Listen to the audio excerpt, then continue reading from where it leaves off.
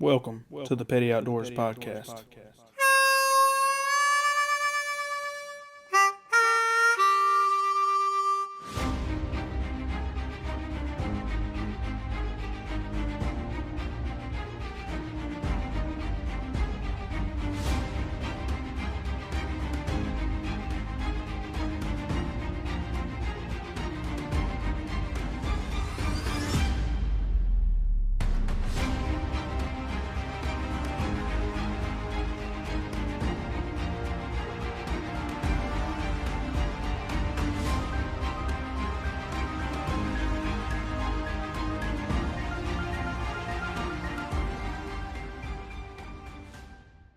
Welcome back to another episode of the Petty Outdoors Podcast, guys. We are on our, fourth? Is it the fourth of this season now? I could not tell you, to be 100% with you. I think it's the fourth. Maybe it's, I think it's the fourth. Anyhow, we're back again with another podcast tonight. We are short Mr. Brian Sweeney. He's a little under the weather tonight, so he's not going to make it. But we are going to carry the show on and try to do the best we can without our counterpart. Yeah, we're going to have to. Our show today is going to be on safety for the most part. We might get into a few other little things in between there, I'm sure. I'm sure we will. Knowing us, we always ramble anyway. So Yeah, there's no telling with us. But like I said, our show is going to be mostly for safety and all that because the season is right around the corner. How many weeks? I think we're 2 weeks out now. So it's not this coming Saturday, but next Saturday. I can't wait to draw my bow back on a deer. I'm going to let her sling. We got a new camera that we just started playing Oh, with. yeah, I forgot about that. Armadillo hunt, that's out. Yeah, we just posted that last night. Get on our YouTube and check that out. It's a pretty cool little video. It's only like 3 minutes long, so you don't got to tie up an hour of your time to go watch it. But we got a new camera we've been playing with, and that thing is awesome. It really is for the price you got and everything. It's served its purpose now. It's crazy. We've always had pretty good equipment, but as far as camera gear goes, we've had the bare minimum of what we need. Yeah, like we're filming on right now. Yeah, this is one of our old cameras, but now it's a good camera. Yeah, that's what we filmed all our video. This is the one we filmed every video we It's just had. it's a Canon G20, I think is what it is. I don't know much about cameras at all, actually. Yeah, I don't know much about them. I just can run them, and I can look at the picture. You just buy them. Yeah, I just buy them, and I look at the picture, and if it looks good to me, I assume it looks good to everybody else. Yeah. That's what I was thinking. But yeah, we got that new camera. Went over there and filmed that armadillo hunt, and yeah, it's gonna be cool, man. I'm excited. We're gonna try to get in there early and get some deer on film. Yeah. On the ground. Camera's going off just a few minutes ago. Yeah, what was that about? Was that does? No, that wasn't does. Oh, I know what it was. That was mooey. Mooey, yeah. Big mooey. But yeah, today's podcast is gonna be about safety. We'll get there eventually. Eventually, once we get done blabbing. So you've been hanging out at my house for a while. How many weeks now? How's it going over here? Hey, it's pretty good other than the gremlins you got running around. Yeah. So what's your casual day at my house look like nowadays? I know I'm gone. You going till about the time I wake up, and about an hour after that you're home. You ain't gone that long. That says more about you than it does about me. So no, you sleep too late. I don't sleep too late. Oh me. You kids wear me out. Well, I mean, you look like you enjoy it pretty good. You've been over here for 2 weeks. Yeah. 3 weeks maybe. I don't know. It's been a couple. You'll be over here it'll be hunting season before we know it. You'll be over here. Oh yeah, for sure. You switched your. While I'm thinking about it, we just got through shooting bows a little while ago. You switched your sight. Yep, surely did. What'd you do that for? 'Cause I felt if I only had to focus on a certain amount of yardages, I could be a lot more consistent and confident in what I do. So I switched back to a pin sight, and it would be a lot easier. It's a 4-pin sight, right? 4-pin, yeah. So I got 20, 30, 40, and 50. Right. And you went from a single pin slider. Yeah. I just figured it'd be a lot easier than a deer walking out and he moving back 10 yards and me having to let down my bow and adjust my sight. Adjust yardage. Yep. Yeah. What have you noticed about it so far? I know you're kind of young in hunting, so what have you noticed about that so far? What's the benefits or the cons? What's all to it? The benefits are you only have to focus on so many yardages. You ain't got to worry about shooting 70 yards and being 100% with it. It's more of just you got these certain yardages, be confident in these before you start going out and shooting a deer at 70-something yards, you know? And that was not towards you, I promise. I promise it was not towards you. I know how you play. You play dirty. I mean, I just caught on to what you was trying to. Yeah, but you kind of glanced at me like, yep, he's definitely talking about I know me. what you were thinking. Yeah, no, I promise I wasn't. But I've found with the one pin, I can go outside and shoot 50 yards, and I don't feel like I shoot as good as I could. But with the pin sight, I've been out there shooting, and I feel like I can just drill anything I'm aiming at. So just overall confidence. You're more confident. Yeah. They're fine for if you're shooting inside and for a tournament, shooting for 20 yards or whatever. It's fine. But You noticed any cons so far? no, not really. Outside of not being able to shoot as far? No. I love it. Cool. Well, I went from that's what I started with was a old pin sight. Yeah. And I've shot about everything now, but I went to a slider, and then I went to a double pin slider. Yeah. And now I got a 3-pin slider. Yep. Which crazy is all the stuff that we had before. Only thing that really hasn't changed for us is really the whisker biscuit thing, or has changed is because we got dropaways now. Yeah. But we have the same finger releases. We still shoot the cheapest arrows you can buy, and our sights are pretty basic in reality. Yeah, you got a moving pin sight, but it's a pin sight. And for those that can't see, and they can't even see on camera, but my bow's hanging up over here, so that's what he's looking at. Yeah. So safety. Let's get on that. Let's go ahead and start moving in that direction. We got a lot to cover. Oh God, yeah. I've got like 4 pages of stuff wrote down here, and a lot of this stuff pertains to stuff that's happened to me. Yeah. So I ain't had nothing happen yet. Knock on wood. there you go. Yeah. Well, if you listen to this here podcast that you're about to hear, Yeah. hopefully you can be safe. Hopefully I'm here and I ain't got to watch it. Safety. It is the main thing that we can do. And know. That's the first thing That's the first thing your mind needs to go to before you get out in the woods. Absolutely. Yeah, if you're new, don't be trying to go buy a gun or something right at the start. Worry about your safety first. Yeah. My number one rule, or my number one deal with safety is it don't start in the woods. No. Safety starts at your house before you go to the woods. It's before you get in your truck. It's when you wake up. That's when safety starts. Safety actually starts right now. For those of you that listen to this podcast, if you get bored with it and you sign off here, you might miss something that might cost you, who knows, even your life. Yeah. I mean, we like to think we're just old country boys that don't know a whole lot about a whole lot, but we know a little bit about a lot, you know? That was so confusing. Well, they'll follow along. They'll follow along. I know yeah. you didn't catch it, but I did not catch any of that. Anyhow, the stuff that we're talking about today, like I said, is stuff that I've lived through. So a lot of stuff that I've seen and done. Yeah. I've spent a lot of time in the woods, you know. Our jerky fell. Oh, that's okay. That's the regular. The spicy's sticking up there. Yeah, it'll be all right. It'll stay down there. It's stuff that we've been through and that we've experienced, and we hope that by telling you this stuff that you won't have to experience it. But we'll start off. I guess we can start off with like supplies that you would need to keep you safe going into the woods. Yeah. Did you write this stuff down too, or do I just have it? I wrote down some of it. You probably have a lot more than I did. Okay. Well, you can kind of feed off me if you want to. All right. Number one thing you need is before you take off hunting, get a first aid kit. Yeah, that's the one I was looking at Yeah, right there. it don't have to be anything crazy. Just, something that can stop some bleeding. Plenty of Band-Aids Cuts, in there. anything. Just a regular first aid kit just for general stuff that may happen. Cuts, bumps, bruises, scratches, whatever. And they come with some, I think, antiseptics and stuff like that in them as well. I've actually never looked at an actual first aid kit. Thank the Lord. You need to get one. I do. I have 2 in my truck, and I carry a little small one in my backpack. Yeah. Actually in the woods with me.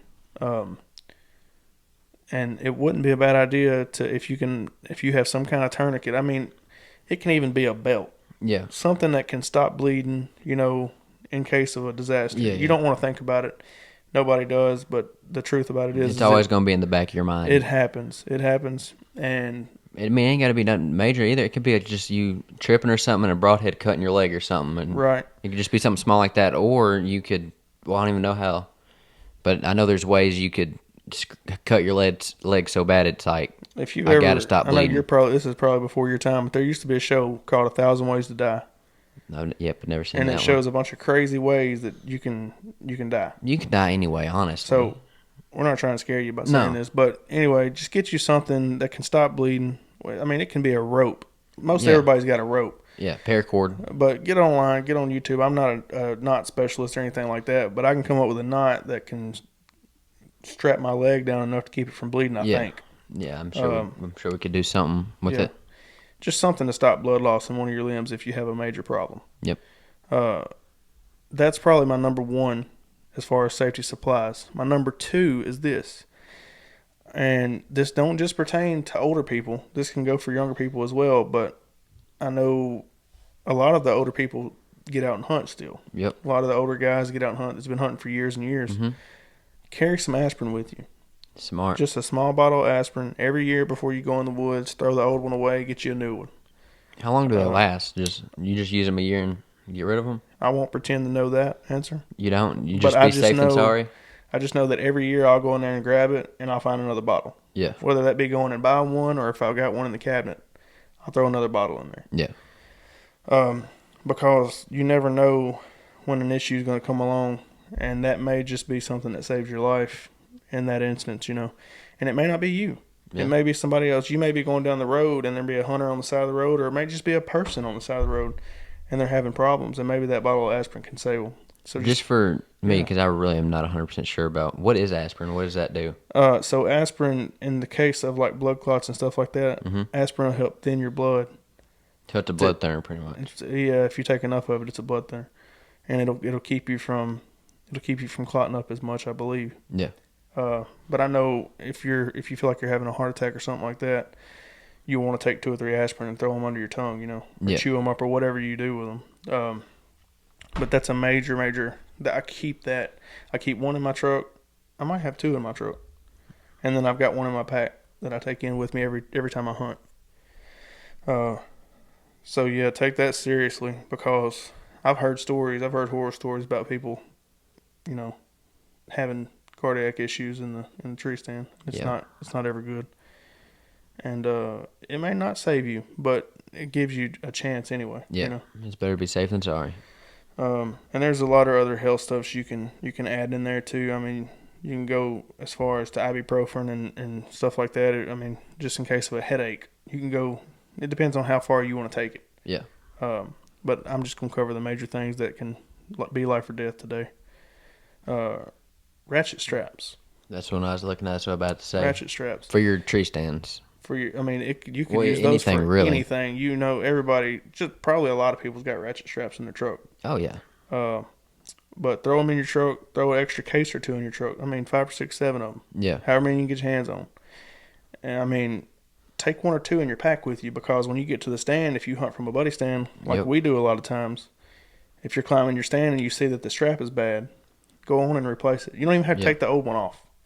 Just put another one on there, Yep. tighten it down real good, and you'll be good to go. That's another thing you should probably do yearly is go Every through year. and check all straps. Like we have Every year. we have places down in Hickman County that haven't been checked in years that really would not be safe for us to climb up right now. And stands that we have been in that were a That little we bit came sketchy out that of. we had to get down of Yeah. because how bad it was. Yeah. Take that stuff seriously, guys. It's. I've personally fell from a tree stand. I fell about 15 feet one day and hurt my leg pretty bad, but I wasn't. I mean, I was able to get up and walk. It was rough, but it ain't something you want to be doing.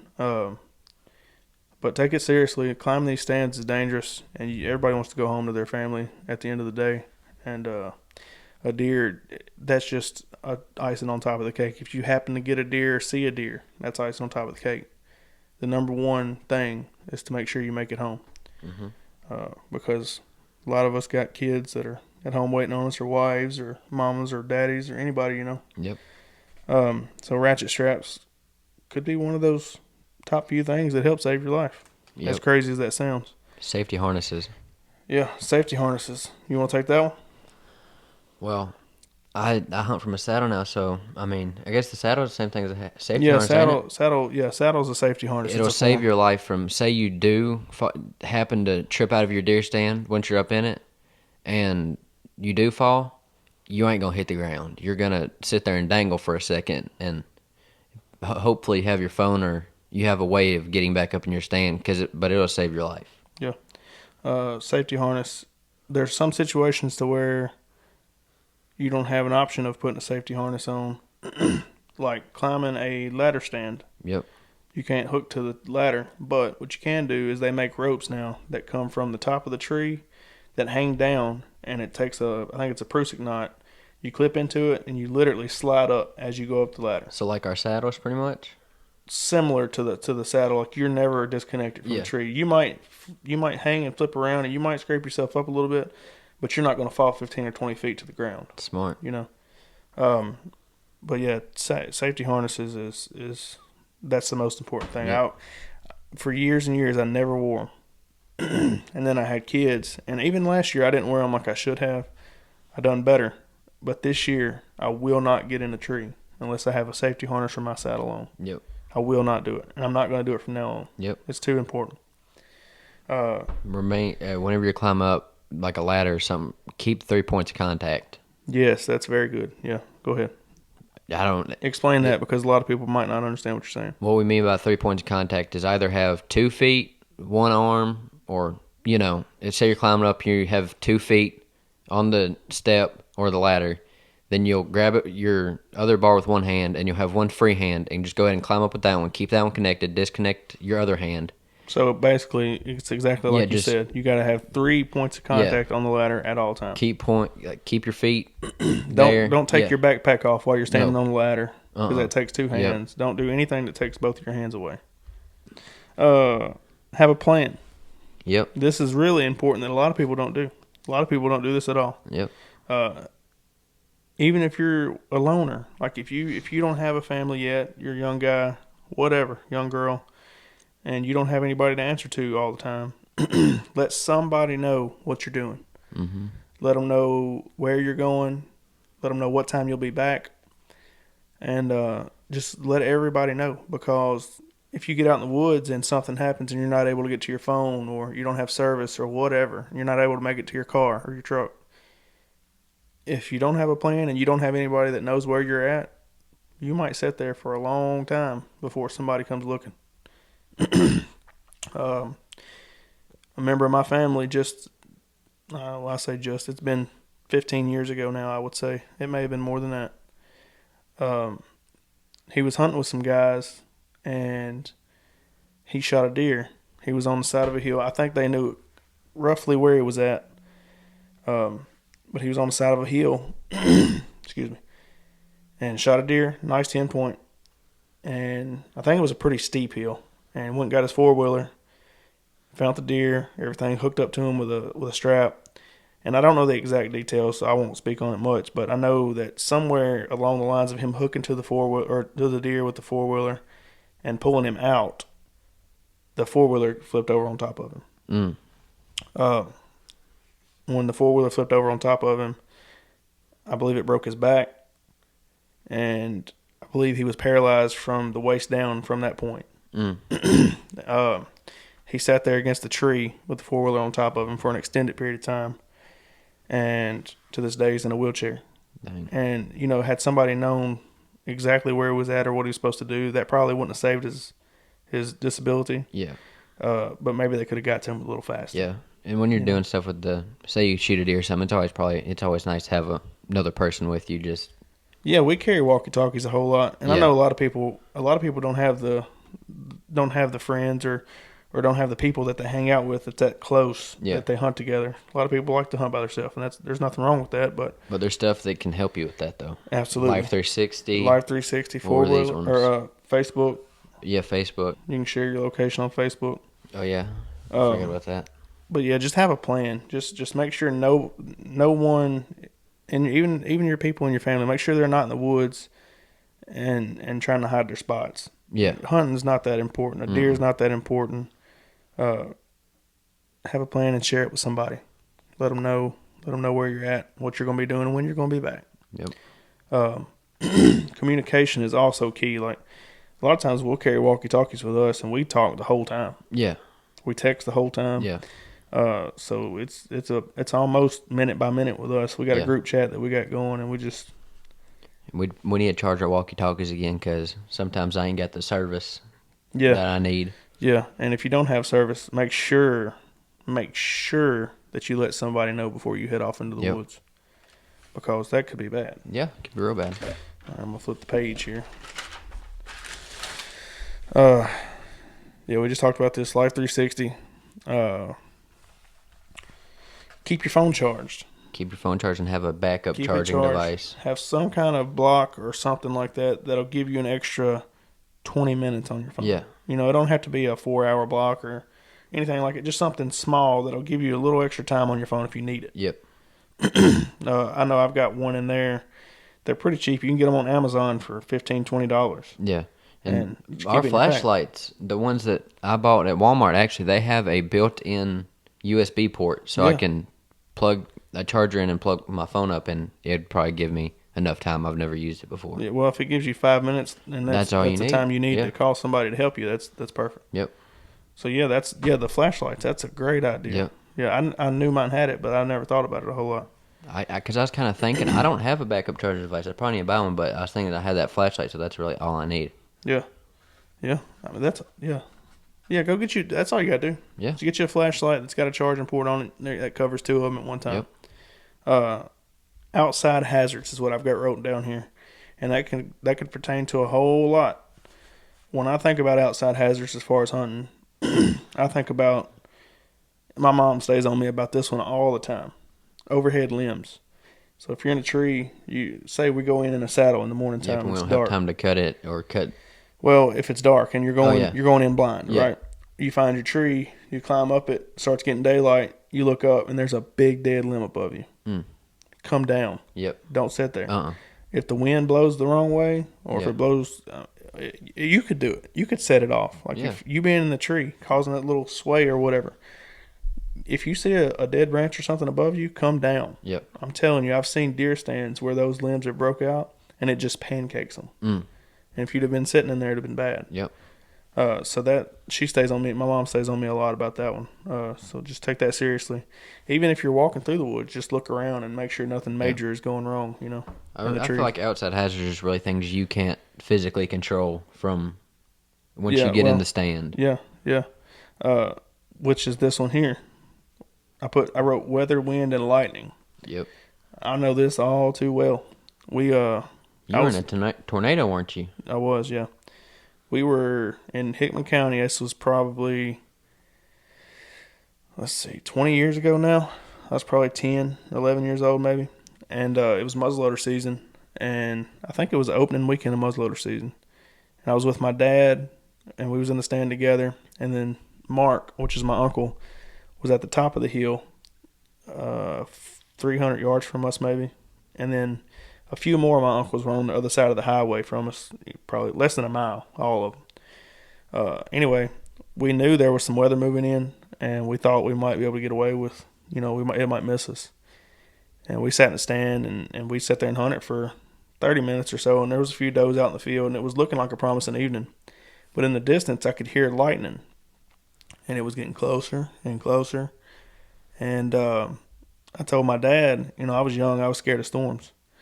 And he was like I am now. He's not scared of them. Don't care much about them. But I don't think he'd ever been through anything like we was fixing to go through. But I told him, I said, let's get down. He said, well, let's give it 5 more minutes. Let's just see what happens. We got deer in the field. Just try to make it work. Well, we sat there 5 more minutes, and it was too late. Yep. Lightning was striking in the field with us. Wind started blowing. 60, 70 mile an hour winds. We come shooting. We was in a wooden stand that was built to the tree, a big tree. I can't remember what kind of tree it was, but we come down the tree and looked up the hill, and Mark was coming down the field towards us, running, and he had a 30-30 in his hand, and he was screaming. I couldn't hear him because of the lightning and the wind and all that, but he was screaming, and he was throwing his gun forward, almost as if to say, "Go, Yeah. get out of here." And about that time, lightning struck right behind him. Within feet. And dirt and dust and all kind of stuff blowed up behind him. And I don't think he realized it was that close. but he made it down that hill quick. Yep. Uh, Weren't y'all yelling at him to throw his gun away? yeah. I think we were yelling, throw the gun down because it's metal. Yeah, because the lightning rod at that point. Yeah. But we found a creek bed. It was probably 5 foot deep, and it was dry. Wasn't nothing in it, and there was all kind of roots and stuff back in the edge of the creek bed. And I dove off into that. I think I was the first one in it, and they piled in on top of me, and you could look out of that creek bed, and there was logs, man. It seemed, I was a kid, so I could be over exaggerating, but they seemed like they were 2 foot around, just flying over top of us. I'm sure I'm exaggerating a little bit. But yeah, it was crazy. Lightning everywhere, hundreds and hundreds of strikes in the field with us there, and we made it out of it. So with that being said, if you're in the woods and there's weather in the area, don't chance it. No. Get out of there. You can come back another day. Have you had any? You ain't had no weather issues yet, have you? Just wind, really. Because remember, you were in the saddle in the smallest tree possible. We came down, didn't we? No, you came up there with me. Then it ended up cooling down a little bit. But I was on the verge of getting down is how bad it was. Our trees were swaying back and forth. But it wasn't bad enough where I was like, oh my God, this tree stand's about to fall down. It was just kind of enough like, this is probably about to get sketchy. We probably should get down. Yeah. If you're scared, it's too late. You should have already been down. Yeah. Just don't take a chance on it. It's not worth it. There's nothing that's worth it. But I think we're good on that one. I think you definitely had some fun hunting encounters, haven't you? Oh God, yeah. And that's why these notes are like 5 pages long, is because I can tell you what not to do. Yep, I got 1 1/4 page. You got how many pages? 3 full pages? I got 4 or 5 here. Good grief. We talked about the 4-wheeler incident a while ago with a family member of mine, and that's my next topic here is terrain, steep hills, and waterways. Yep. So terrain can be your best friend or your worst enemy. Yep. If you need to go down a hill and you're dragging a deer, you love the side of that hill. Oh, yeah. Because it makes it easy. Yep. But if you're on a 4-wheeler and you're trying to go up that hill, not the safest thing in the world. Don't take a chance. If you're trying to cross a creek and you can't see the bottom, or it looks like it's running faster than you want it to go, don't do it. Don't take any chances that could cost you your life. Yeah. Because, like I've said 15 times already on this podcast, it's just a deer. Yeah. And that's it. This next one here is something that we have a lot of over here on our place, and that's cracks and holes and gravels or in rocks and just sinkholes. Like yeah, just sinkholes. There's some spots over there on our place that are 50 foot deep. Oh, for sure. Got if water not in the more, bottom of them. If you fall down in them. You had a close encounter with that, and I was with you. You stepped on a rock, and then it fell out from under you and kept falling. Oh, yeah. Remember that? Yeah. And that wasn't even a year ago. No, that was just months ago. Yeah. Yeah, so, be careful with that stuff, because at the very least, you could break your leg or ankle or something. Yeah. Fences and barbed wire. That's something a lot of people don't think about. Why ain't we? Well, we really ain't got to climb over many fences or do much with barbed wire. Well, no, but even on, like, a lot of people have to go over fences or around fences or whatnot. Pay attention to what you're around, because, like, if you're on a 4-wheeler and you're driving across the field, or maybe not even a field, maybe you're trying to get through the woods to pick your deer up. Yeah. You run across a barbed wire fence that's only one strand, and next thing you know, your throat's cut. Yeah. So just pay attention to all this stuff, guys. It's not. A lot of people are probably listening right now thinking he's saying stuff that we've already known for years. Yeah. And that's good. I'm glad you're listening, but take it seriously. That kind of gets us away from that a little bit, and this is one that I take extremely serious, and it's carrying a sidearm. Oh, which one? What are you on? I might not have wrote that on or you might not have wrote that on yours. Yeah, I probably didn't. I carry a sidearm every single time I go in the woods.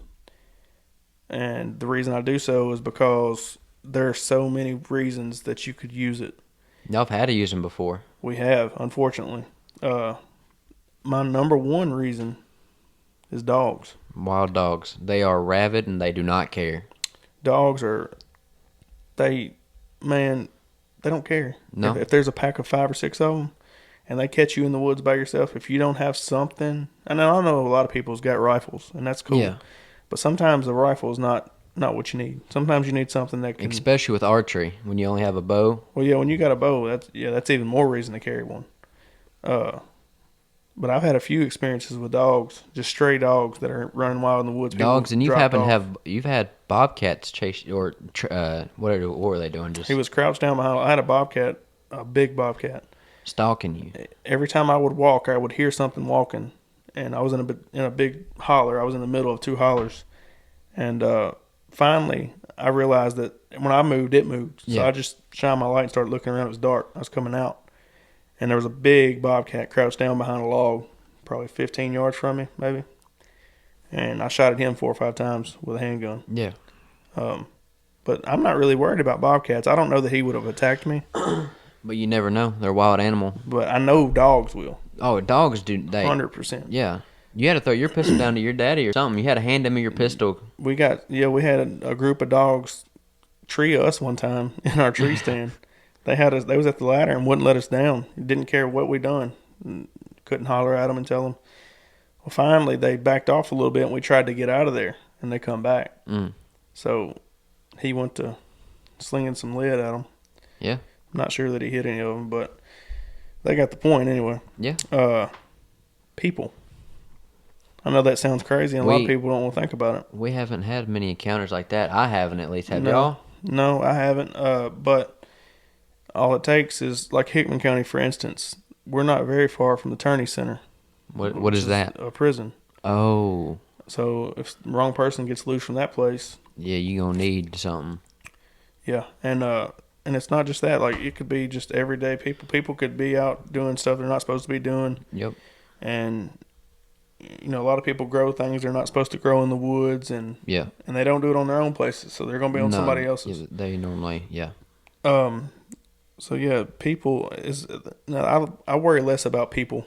than I Especially do when I'm out in the dogs. woods. Yeah, that's something I'm just not really Yeah, that worried about. I don't worry much about people, but now animals like stray dogs. Yeah, that's one of the first things that comes to my mind when I think of why you need a sidearm. This one here is the most important, I think, and it's wounded animals.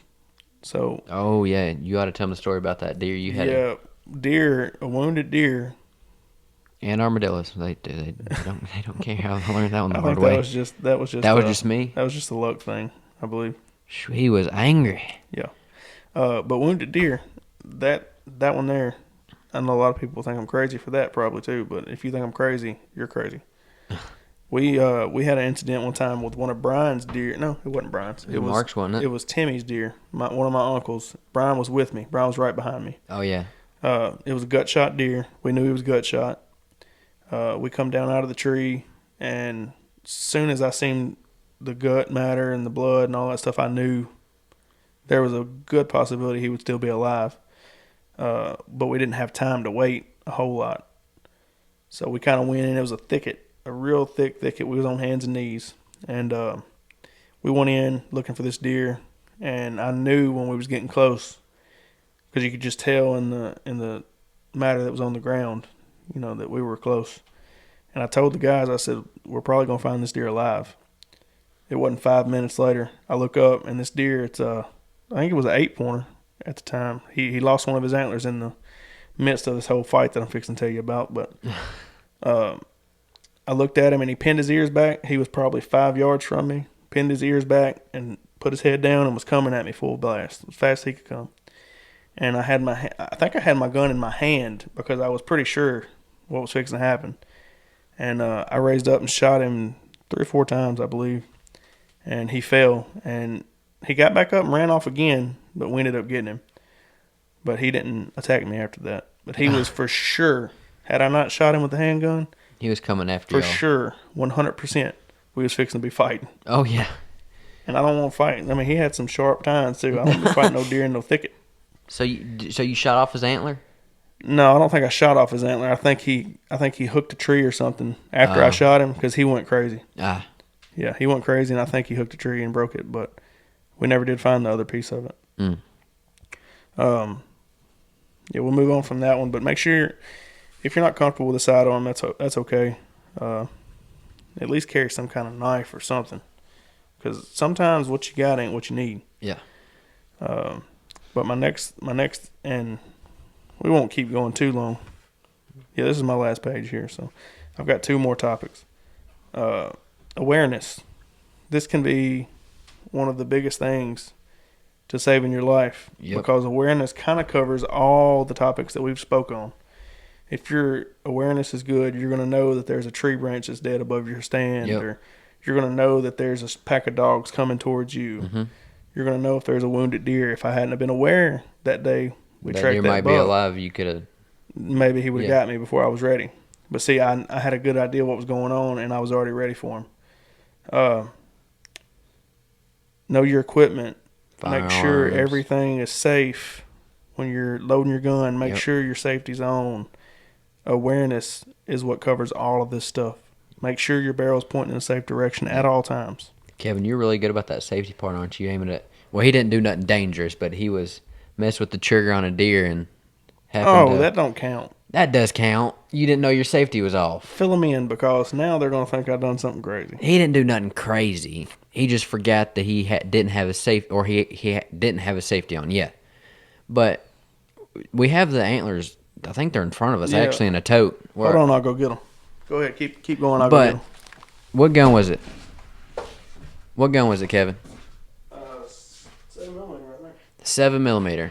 It has a nice sugar drop on it. I learned that.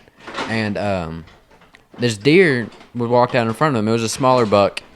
And he's like, well, I'm not going to shoot this one, but I'm going to just act like I'm going to squeeze one off on him. And, well, he wasn't able to get him, so.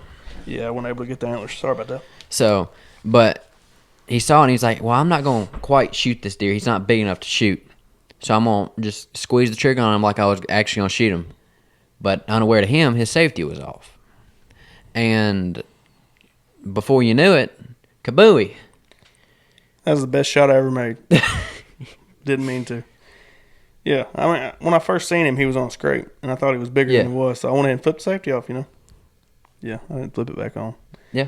I wasn't aware enough. No. That's an issue. I shouldn't have done that. Luckily, nothing bad came out of it, except for him, I guess. But I don't make those kind of mistakes on people. No. Never have, never will. Don't assume things. I wrote this down, and I come up with this the other day when I was thinking about gun safety. Don't assume things, confirm them. Yep. Don't assume that your gun's not loaded, confirm that your gun's not loaded. Yep. Don't assume that your safety's on, confirm that your safety's on.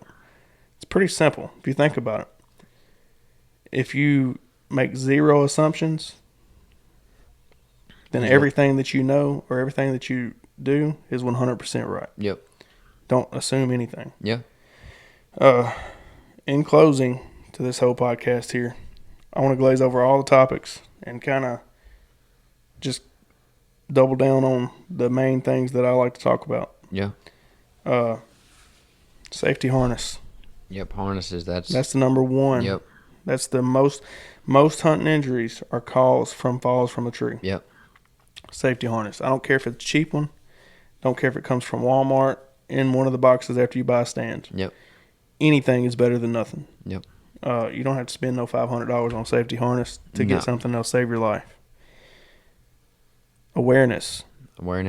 If you're aware of what you're doing, you'll be fine. Yep. Know what's going to happen. Know what you're doing, and make sure that you take all this safety stuff serious. Yes. Because if you don't, you might be the one that you've seen Facebook post about online. You'd be wishing that you did listen to this podcast.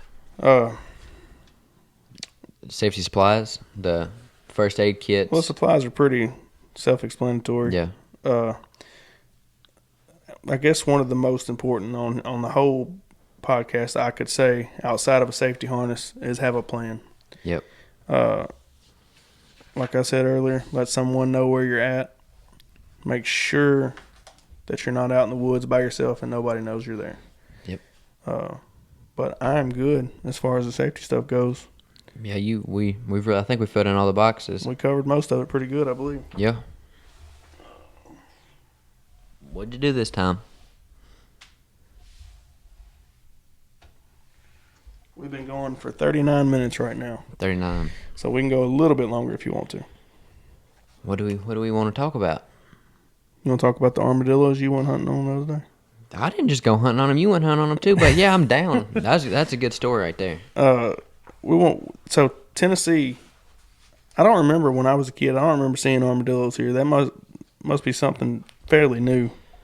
Well, I never really paid attention. Yeah. I guess. If it seems like I remember, if I can remember correctly, the first armadillo I'd ever seen was like maybe 10 years ago. Yeah. Maybe not even 10 years ago, really. But anyway, they're a huge nuisance now. Oh yeah. In For them Tennessee. not being any a couple years ago, that all of a sudden there being so many of them that we can every time we go hunting we see one. Every See single one or time. two, yeah. We went over there yesterday, and like I said, you can watch the YouTube video. And how many did we kill like a week prior? We killed 4. We've killed in a matter of We've days. killed almost 10 since the velvet hunt in Yeah. Tennessee. Between you, me, my dad. Yeah. Did Brian kill one? He didn't, did he? No, he missed. So Yeah, did I. He I missed one too. Yeah. But we've killed almost 10 total since before the velvet hunt. There's so many. It's hard to wrap your head around it. Yeah. I had a thought today about the armadillos. I can't remember what it was, but it was something good. You asked me about, what'd you ask? Was that you that asked me about trapping them? Could you trap them? No. Somebody asked me. That's could you probably trap Colton. He's the one that likes to do the crazy stuff, you know. Yeah, well, anyway, I was going to talk about it. There's probably people in here that knows way more about them than we do. I don't know if you can trap them. I don't know what you would trap them with. I guess you can Foot trap hole or them, but dog. I bet you they go into dog proof. I don't know. I know they're nest raiders. Any kind of egg, they'll raid the nest. If it's like quail, pheasant, turkeys, Yeah. anything that's on the ground. I don't go much into most of them, but our turkey population, I feel like it's been down. It has. It seems like since the armadillos come in. Because last year we had so many pictures of turkeys and stuff. Now we ain't really got none. Yeah. Well, we've seen armadillos for, like I said, probably the last 10 years, but the last 2, it's been crazy over there. Yeah. They're everywhere you look. There that dog goes again. Which dog is that one? I don't think they can hear it on here, though. They can't. I'm pretty sure the noise cancellation covers it. Works too well. Yeah. But yeah, we're gonna keep on laying them down. Yeah. Every time we see one, we try to kill them. Sounds good. Yeah. Anything else you want to cover? Your pellet gun is a bad boy. It's a Umarex Origin, I think is what it's called. 22 caliber. Whatever it is, the scope's on it amazing, and it's accurate. Yeah, we like it. Oh yeah.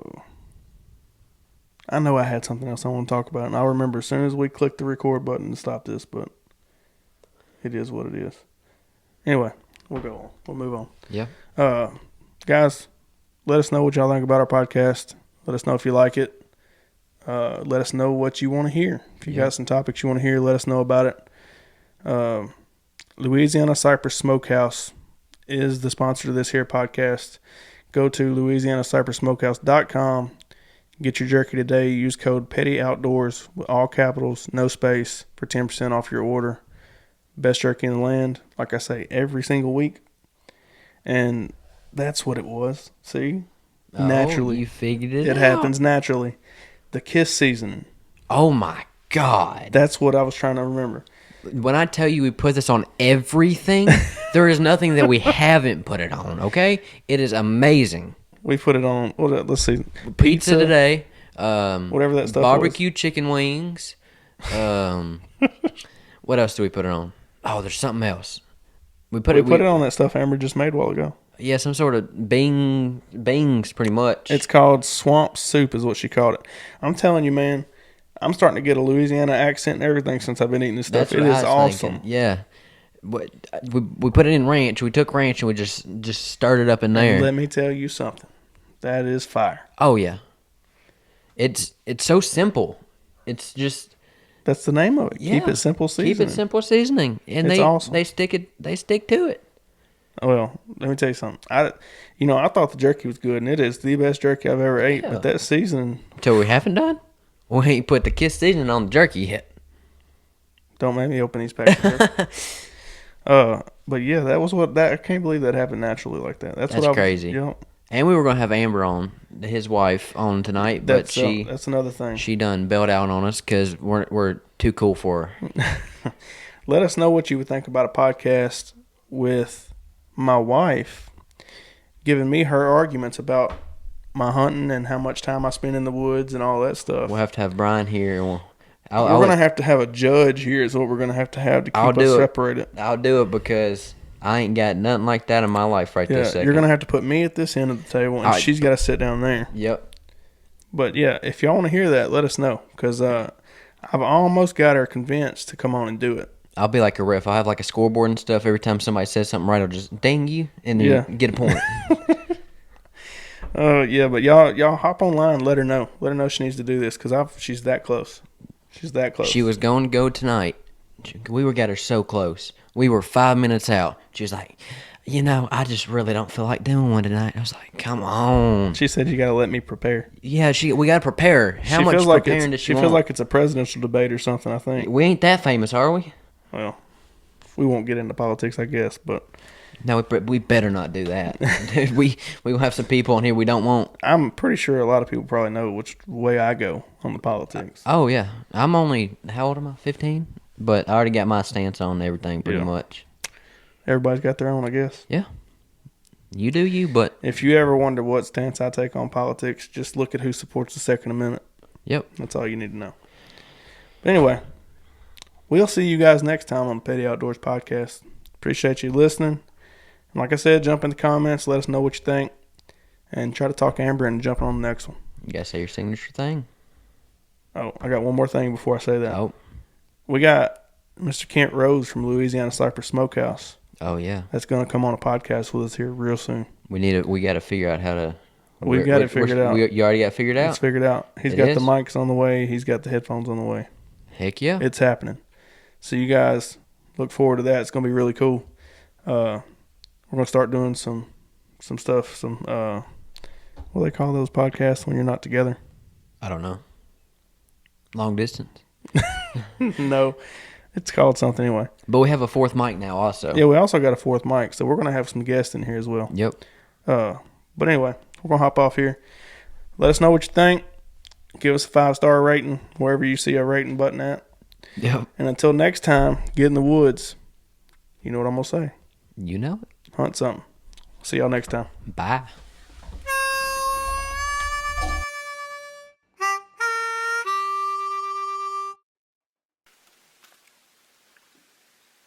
What you doing, Leroy? You know how to do it. Why is the camera not focusing? You're too ugly.